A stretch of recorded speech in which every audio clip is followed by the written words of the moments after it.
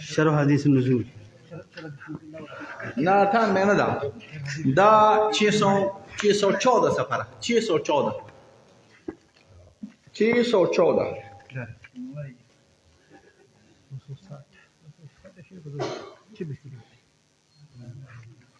شرح حدیث روم استو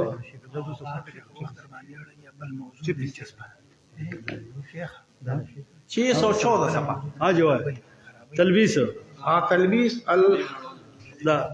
جلد نمبر 4 देखिए وحاصل هذا أن الأمم المختلفة من الأولين والآخرين دا عبارة شروع بس ليش تدي نا كانوا تشتاسو في نظرينه فيقال له هنا لا براشا وإن كان هذا مستندا لهم كان قد حكى الاتفاق الأمم الذين يرفعون أيديهم في الدعاء على أن أوريجا مبتسم شو ما صفحة ده؟ صفحة نمبر 614 ها وحاصل هذا دازه نعم لاند فيقال له فيقال لهم لا يخلو إما يكون هذا مستندهم أو لا يكون فإن لم يكن هذا مستندهم بطل هذا الجواب وصحت الحجة وثبت أنهم إنما رفعوا أيديهم إلى الله لعلمهم الضروري بأن الذي يطلب منه تحصيل المطالب وتيسير الأسير في تلك الجهة وإن كان هذا مستندا لهم مستندا لهم كان قد حكى اتفاق الأمم الذين يرفعون أيديهم في الدعاء على أن الله تعالى جسم مبتسم گورا هذه عبارت کی چل ول کے عبارت کی چل ول کے بس ویل تیرا خپکے کی ولا گورا جی بر عنوان دادے ان دعواك ان الامم المجمعه على رفع الايدي للسماء حجه عليه شیخ الاسلام د دې جواب کې سوق چې دا وایي چې تاسو الله تعالی زکه چې ته وایي چې الله جسم دی استاسو رفع د ایدیو په دې بنا نه چې الله جسم نه چې دا څنګه دا خو د خصم قول دی کنه خیر دی دا خو د راضی په قول رد کوي جناب بل طرف ته خیر دی دا اوس نور ویني دا د راضی په قول رد کوي کنه و امرو با صدا شو پس مخ خلاف لا صراحه د دې حرکت مبارک یو خبره کوي حرکت بس چې په شیخ الاسلام اعتراض پاتې نشي وهكذا اذا قال القائل انه لو نزل السماء لازم الحركه والانتقال الحركه شیخ الاسلام فرمایي وای دا لفظ د دې اطلاق مونږ ځکه نه کوو چې په دې باندې شرع نه دراغلي حرکت لفظ په شرع کې فإن الأمم المتفقين على رفع الأيدي إذا كانوا يعتقدون أن الله جسم دا شیخ الاسلام جواب کوي دا جواب کوي نه دا څنګه دي تاسو ما دي خپل عبارتون ته تاسو بیا وایي كان هذا من أبلغ حجج القائلين بالجسم لأن هؤلاء الذين يرفعون أيديهم فيهم الأنبياء وفيهم هذه الأمة التي لا تجتمع على ضلالة فصار ما جعله جوابا حجة عليه وإذا كم تشوك ويش مونغ لا سوچتو پورتا طرف لا سوچتو نو دا الله جسم دي پدې کې وی انبيا تیر شوی دي نو چې انبيا دي نو دا خبر صحیح راغلی ده تاسو ورې جګر خیر ګوره تاسو ته زجر خپل عبارتونه سم کم بیا تاسو وته رد کوي بیا لار شتاسو 616 نمبر صفحه ده دا لړ عبارتونه دي دلن کې چل لګا تاسو چې غورت او برازیل رد شه اوای زی دا اوسو غوړې ها د 616 نمبر عبارت تاسو پاسو کیږي هو معلوم خير دا بس اخري عبارتونه ومعلوم أن القول بكون الله فوق العرش أو أنه يشار إليه بالأيدي في الدعاء قول سلف الأمة وآيمتها وعامتها ديتا سوچ كوي دي كده شيء نشتا وإذا كان هؤلاء كلهم يقولون بالمعنى الذي سميته تجسيما فلم يزل القول بذلك نو سمانا چې تاسو الله ته جسم په دې معنی وایي چې لاس ته اوچتيږي دا خبره مونږ دې تاسو وایي کنه لګون لا راشا سیوا لغون تلانديش وهو ما نكونه جسما عنده دي تراشا وهذا عنده واما ما نكونه جسما وهذا المعنى ما اتفق عليه سلف الامه وائمه وان تنوعت الفاظهم وجسو کوئی جسم دی نو دا ټیک ته جسم دی خو الفاظ پدې کې نه بدليږي را بدليږي نور دا خبره بالکل ټیک ده مفتي سے مبارک کس راضي وایي چې الله ته چې لاس چتیږي نو د دې معنی دا چې الله جسم دی او هو معنی کونی جسم انده شیخ صاحب راضي وایي کم دي کې دا ګوره جی الوجه الحادي والثلاثون الوجه الثاني والثلاثون الوجه الثالث دا پر راضي ردونه دي نو کدا معنا ته په دې معنا سره الله ته جسم ویني وهذا المعنى مما اتفق عليه السلام امته وائمتها ټول چې الله تعالی اوسېږي نو کته د جسم وایي کنه تاسو جی اس 227 نمبر صفحه یو صراحت نشته دا صراحتونه نه دي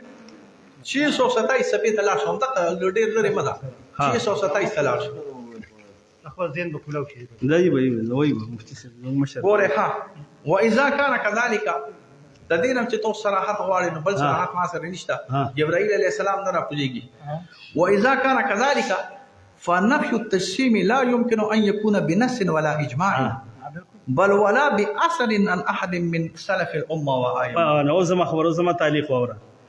جسم په دې معنا سره چې لاس او چتیږي او ته جسم وې نو په دې دا معنا ته نشي ثابتول نه د نص نه د اجماع نه نو په سلف کې ده چا دا تا چې کوم خبره وکړه دې کې دا کم ده دا مخکې رد کنه دا واذا كان كذلك فنفي التسويم لا يمكن نفي التسويم كنشي كده نبا ورا يا زمان الله فوق يعلم بالضروره ان الله فوق ويقولون ايضا يعلم بالضروره ان ما لا يكون داخل ولا خاف انه معدوم تاسو جيب زمان یو حواله وره 628 تلاش یو باندې خود رېګه نه کنه دا خو د ټولي خیر تاسو بیا وکړه 628 تلاش فندونه جوړه 628 تلاش 628 وحينئذ ديتا عبارة ثلاثة دا هډل باندې پاتې نه عبارتونه په دې سره چې کله بي وحينئذ ثلاثة شيخ صاحب ها 628 ترالي ها وحيدا فلا يخلو اما يكون ما ذكره النفاة من لزوم التجسيم لهؤلاء المثبت حقا وباطلا فان كان ذلك حقا كان التجسيم حقا إذ الإثبات للأسماء والصفات حق معلوم بالضرورة العقلية ورجي كأسماء وصفات وإثبات تجسميت ولا كمعتزلة جوته ده بالكل حق دا خو ته منې کړه تا پاتو صفاتونه کې الله ته جسم نه دی ویلې انور تاجوی صاحب تا ته صفاتونه منې د الله کنه منې وایا تا ته منې کنه منې اته صفاتونه منې کنه منې ګوره ها ټیک شه ها ټیک شه صفات الافعال غو تاسو نه کوي دغه مالته اقرا صرف دا یو خبره وته فهم شیخ مفتی صاحب زما خبره وره احقاق الحق د بارکو ک اثبات د صفات او اسماء ته تاسو تقسیم وای دا معنی د تقسیم بالکل مونږ وای چې مونږ مجسمه په دې معنی دا خو دې کې دغه مونږ د الله الفاظ صفات د جسم راغلي دې څه وای ګوره منم د شیخ صاحب خو چې جسم کله اول ثابت کې چې صفات یا زمانه با ماتوریدی صاحب والله کدی ابن تیمیه په کلام ته پويږي اذا الاثبات للاسماء والصفات حق معلوم من ضروره العقليه يا زمانه با په دې معنی هوتا سم مجسمات صفات نه منئ شیخ صاحب په کې ما څو علماء مولا دروغ ویل یو کتاب لاوړه تدا عبد الجبار کول راک یو لفظ ثابت کیږي دا عبد الجبار معتزلی کتاب دی ګوره تا ته مجسم وای ته ځان خلاص کا وای نه کړه دا دے 162 گورا علمی خبری کو ورگا جی یا زمارا با علمی خبری کو ما تو نیشا مفتی صاحب علمی خبری کو دے وی پا 162 کے گورا لفظ الواحد منا حي وجسم فهل يكون الله كذلك فإن قيل الواحد منا إذا كان عالما قادرا أغو اسماء من صفات نمني كنا كما يجب أن يكون حيا يجب أن يكون جسما فقولوا مثله في القديم تعالى قلنا هذا الذي ذكرتم إنما وجب في الواحد منا لعلة أو تلك العلة مفقودة في القديم تعالى وهي أن أحدنا عالم بعلم وقادر بقدرة هم كسو کوئی الله عالم بعلم وقادر بقدرة ده مجسم وای تدزان معتزله ولا خلاص کا ابن تیمیہ مجسم ثابت ہے او عبد الجبار ذات ثابت ہے مجسم شيخ تاسو ته خروج عن المبحث مکوي جسمیت الله صفات تاسو چې دا بل غره د دې جواب دو قسمه ده کنه د دې جواب باندې راکې مفتی صاحب د شیخ الاسلام په د اخیری کلام اسماء او صفات خبره وکړه تاسو اته صفات یا ومنه کنه منه دا تا چا ویل ولې تاسو منه ته ټول باندې زه ټول منه چې دا ټول منه دا صفات د جسم دي ها تاسو دبل سفر وباسه جیل نمبر کرو باسه بیا جیل نمبر کرو مفتی صاحب ته دا الله ید منه تاسو جیل نمبر کرو باسه اله کتا خپل موضوع نمبر جیل نمبر کرو باسه مفتی صاحب نه د بوسته ګمزان او تاج عزت وای شیخ صاحب دا الله ته صفات منه کنه منه تاسو به کیسه خبرې شروع منه دا ته خو د جسم صفات دي کنه دا عبد الجبار وای معتزله دا د جسم صفات دي شیخ صاحب اصلي اصل تراي باندې ځان کوي نو خپل کیس خو سبا د عبد الجبار سره کړی واته سره نورم باندې صفات یا عبد الجبار مړ دی الکا تاسو چې شیخ صاحب زه دا یو حواله درکوم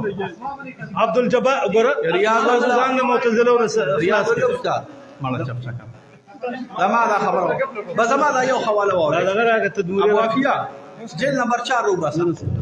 شیخ صاحب